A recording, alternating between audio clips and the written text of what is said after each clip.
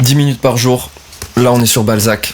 Je trouvais que c'était du gâchis de pas te lire ces épisodes de 10 minutes par jour que je fais avant de prospecter pour mieux m'exprimer, parce que honnêtement c'est juste un livre qui permet, si même je pense tu l'écoutes, de mieux t'exprimer, d'avoir une meilleure élocution, et d'une certaine manière c'est aussi extrêmement agréable d'écouter ce genre de récit. C'est très drôle aussi, c'est parfois très touchant, parfois un peu triste, tristement réel. Ça fait un peu comme un récit historique sous forme de roman. C'est en 1820 que ça se passe, ça va te permettre de relativiser aussi peut-être un peu sur ta vie et comprendre qu'à l'époque, c'était la vie dure en fait. C'est à la fois très drôle, dans tous les cas j'en suis au début, je sais pas comment ça va continuer, j'en sais pas comment ça va se finir. J'ai fait les 10 premières minutes la dernière fois, enfin hier en tout cas, et c'est parti. Deuxième vidéo, si t'as pas regardé la première, je te laisse l'écouter. Tu peux écouter cette vidéo, tu peux la regarder, tu peux faire les deux en même temps. Tu peux même l'écouter si t'es en train de nous faire une crise d'angoisse, si tu te sens pas bien, si t'es en train de stresser, ça va te décontracter. Je vais essayer de lire de la meilleure manière possible. C'est aussi un exercice pour moi, ça peut l'être pour toi, un exercice qui te relaxe et qui te fait prendre un peu en compte une manière de parler, une manière d'écrire que je trouve magnifique, hein. C'est la langue française, j'ai envie de te dire. On en était à la mère Sofia et un peu à la description de leur vie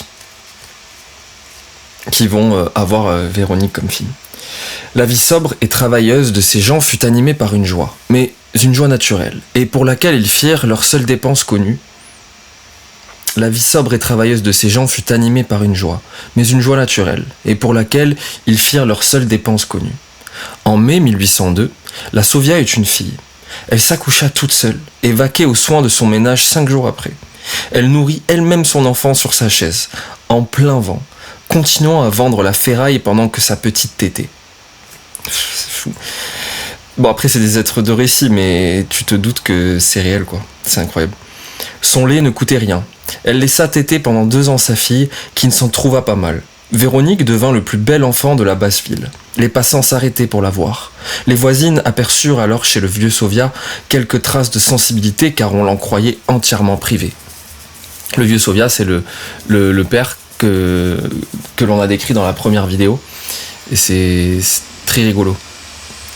Il est 17h12, donc 17h22. Ok. Les ouvriers le virent parfois immobile, regardant Véronique endormie sur les genoux de sa mère. Pour sa fille, il adoucissait sa voix rude. Il essuyait ses mains et son pantalon avant de la prendre.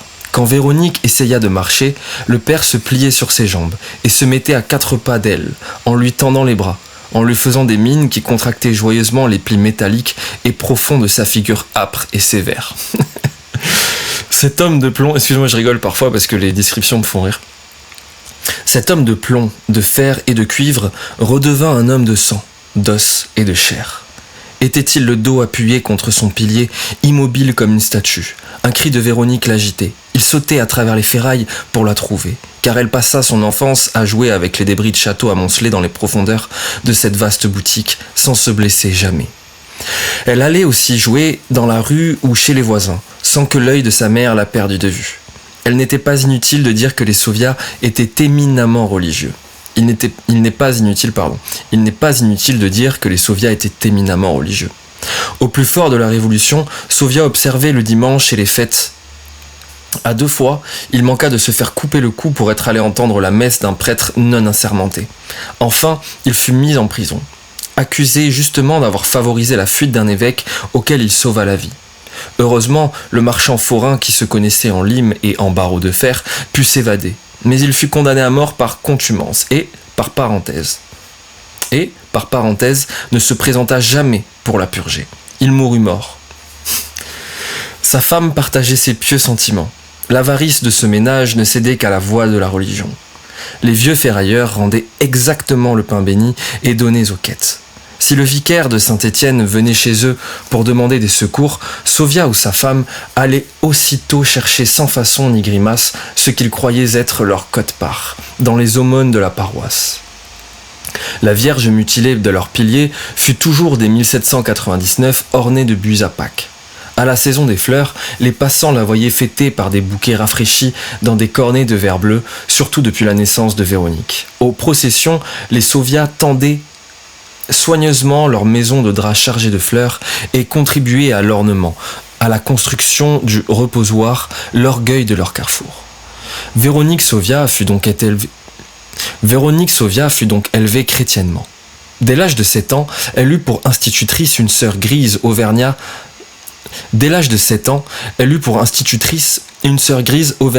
à qui les Sauviat avaient rendu quelques petits services. Tous deux, assez obligeants tant qu'il ne s'agissait que de leur personne ou de leur temps, étaient serviables à la manière des pauvres gens, qui se prêtent eux-mêmes avec une sorte de cordialité. La sœur grise enseigna la lecture et l'écriture à Véronique. Elle lui apprit l'histoire du peuple de Dieu, le catéchisme, l'Ancien et le Nouveau Testament, quelque peu de calcul. Ce fut tout. La sœur crut que ce serait assez. C'était déjà trop. À 9 ans, Véronique étonna le quartier par sa beauté. Chacun admirait un visage qui pouvait être un jour digne du pinceau des peintres empressés à la recherche du beau idéal. Non mais les descriptions, c'est un truc de fou. Surnommée la Petite Vierge, elle promettait d'être bien faite et blanche. Sa figure de Madone, car la voix du peuple l'avait bien nommée, fut complétée par une riche et abondante chevelure blonde qui fit ressortir la pureté de ses traits. Quiconque a vu la sublime Petite Vierge de Titien dans son grand tableau de la présentation au temple saura ce que fut Véronique en son enfance. Même candeur ingénue, même étonnement séraphique dans les yeux, même attitude noble et simple, même port d'infante. À 11 ans, elle eut la petite vérole. C'est dur, franchement c'est dur, vous allez voir. Enfin, tu vas voir, c'est dur. À 11 ans, elle eut la petite vérole et ne dut la vie qu'aux soins de la sœur Marthe. Pendant les 2 mois que leur fille fut en danger, les Sauviat donnèrent à tout le quartier la mesure de leur tendresse. Sauviat n'allait plus aux ventes. Il resta tout le temps dans sa boutique, montant chez sa fille, redescendant de moments en moments, la veillant toutes les nuits, de compagnie avec sa femme. Sa douleur muette parut trop profonde pour que personne osât lui parler. Les voisins le regardaient avec compassion et ne demandaient des nouvelles de Véronique qu'à la sœur Marthe. Durant les jours où le danger atteignit au plus haut degré, les passants et les voisins virent pour la seule et unique fois de la vie de Sauviat des larmes roulant longtemps entre ses paupières et tombant le long de ses joues creuses. Il ne les essuya point. Il resta quelques heures comme hébété. N'osant point montrer chez sa fille, regardant sans voir, on aurait pu le voler. Véronique fut sauvée, mais sa beauté périt.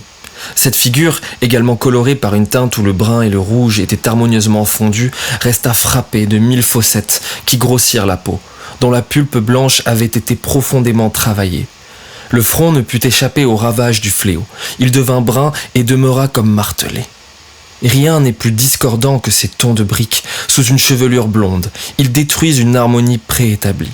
Ces déchirures du tissu creuses et capricieuses altérèrent la pureté du profil, la finesse de la coupe du visage, celle du nez, dont la forme grecque... Ouais, mon livre il part un peu en couille. Dont la forme grecque se vit à peine, celle du menton délicat comme le bord d'une porcelaine blanche. La maladie ne respecta que ce qu'elle ne pouvait atteindre, les yeux et les dents. Véronique ne perdit pas non plus l'élégance et la beauté de son corps, ni la plénitude de ses lignes, ni la grâce de sa taille. Les descriptions, elles sont folles. Elle fut à 15 ans une belle personne et, ce qui consola les Sauviat, une sainte et bonne fille, occupée, travailleuse, sédentaire. À sa convalescence et après sa première communion, son père et sa mère lui donnèrent pour habitation les 2 chambres situées au second étage. Sauviat, si rude pour lui et pour sa femme, eut alors quelques soupçons du bien-être. Il lui vint une vague idée de consoler sa fille d'une perte qu'elle ignorait encore. La privation de cette beauté qui faisait l'orgueil de ces 2 êtres leur rendit Véronique encore plus chère et plus précieuse. Un jour, Sauviat apporta sur son dos un tapis de hasard et le cloua lui-même dans la chambre de Véronique. Il garda pour elle, à la vente d'un château, le lit en damas rouge d'une grande dame, les rideaux, les fauteuils et les chaises en même étoffe. Il meubla de vieilles choses dont le prix lui fut toujours inconnu, les 2 pièces où vivait sa fille. Il mit des pots il mit des pots de réséda sur l'appui de la fenêtre et rapporta de ses courses tantôt des rosiers, tantôt des œillets, toutes sortes de fleurs qui lui donnaient sans doute les jardiniers ou les aubergistes. Toutes sortes de fleurs que lui donnaient sans doute les jardiniers ou les aubergistes. Si Véronique avait pu faire des comparaisons et connaître le caractère, les mœurs, si Véronique avait pu faire des comparaisons et connaître le caractère, les mœurs, l'ignorance de ses parents, elle aurait su combien il y avait d'affection dans ces petites choses. Mais elle les aimait avec un naturel exquis et sans réflexion. Véronique eut le plus beau linge que sa mère pouvait trouver chez les marchands.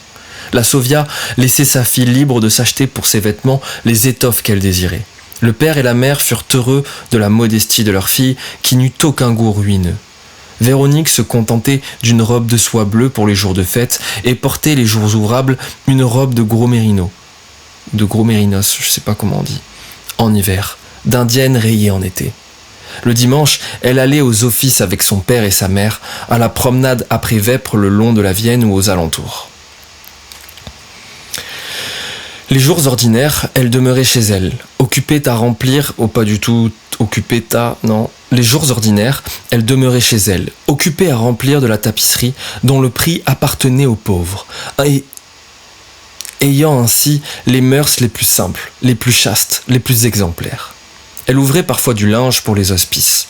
Elle entremêla ses travaux des lectures et ne lut pas d'autres livres que ceux que lui prêtait le vicaire de Saint-Étienne, un prêtre de qui la sœur Marthe avait fait faire la connaissance au Sauvia.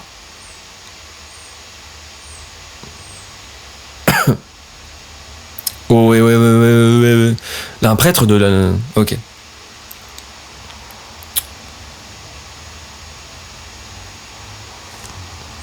Pour Véronique, les lois de l'économie domestique furent d'ailleurs entièrement suspendues. Sa mère, heureuse de lui servir une nourriture choisie, lui faisait elle-même une cuisine à part. Le père et la mère mangeaient toujours leurs noix et leurs pains durs, leurs harengs, leurs pois fricassés avec du beurre salé, tandis que pour Véronique, rien n'était ni assez frais ni assez beau. Véronique doit vous coûter cher, disait au père Sauvia un chapelier établi en face et qui avait pour son fils des projets sur Véronique, en estimant à 100 000 francs la fortune du ferrailleur. Oui, voisin, oui, répondit le vieux Sauvia. Elle pourrait me demander 10 écus, je les lui donnerai tout de même. Elle a tout ce qu'elle veut, mais elle ne demande jamais rien. C'est un agneau pour la douceur. Véronique, en effet, ignorait le prix des choses. Elle n'avait jamais eu besoin de rien. Elle ne vit de pièces d'or que le jour de son mariage. Elle n'eut jamais de bourse à elle. Sa mère lui achetait et lui donnait tout à souhait, si bien que pour faire l'aumône à un pauvre, elle fouillait dans les poches de sa mère. « Elle ne vous coûte pas cher, dit alors le chapelier. « Vous croyez cela, vous ?» répondit Sauvia. « Vous ne vous en tirez pas encore avec 40 écus par an. Et sa chambre, elle a chez elle pour plus de 100 écus de meubles. Mais quand on n'a qu'une fille, on peut se laisser aller. Enfin, le peu que nous possédons sera tout à elle. » « Le peu ? Vous devez être riche, père Sauvia. Voilà 40 ans que vous faites un commerce où il n'y a pas de perte. »« Ah, l'on ne me couperait pas les oreilles pour 1200 francs, répondit le vieux marchand de ferraille.